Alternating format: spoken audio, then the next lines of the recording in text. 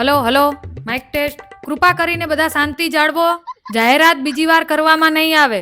આપણને બધાને ખબર છે કે જન્માષ્ટમી હવે નજીક આવી રહી છે, તો આપણી સોસાયટીમાં જન્માષ્ટમીનું ભવ્ય આયોજન થવા જઈ રહ્યું છે.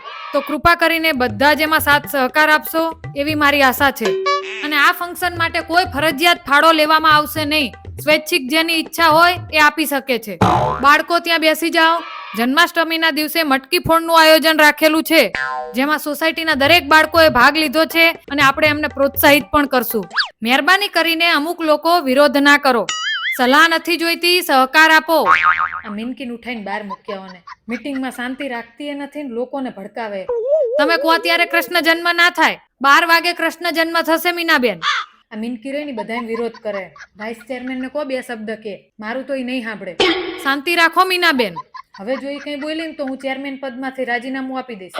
શીતળા સાતમનો કોઈ પ્રોગ્રામ નથી, માત્ર જન્માષ્ટમીનું જ આયોજન કરેલું છે, જેમાં બાલ ગોપાલનું પાત્ર ભજવશે લતાબેનનો કાનો. પણ મીનાબેન આ નક્કી થઈ ગયું છે, બાળકોએ પ્રેક્ટિસ પણ કરી લીધી છે, એટલે મહેરબાની કરીને તમે દરેક વાતમાં વિરોધ ના કરશો.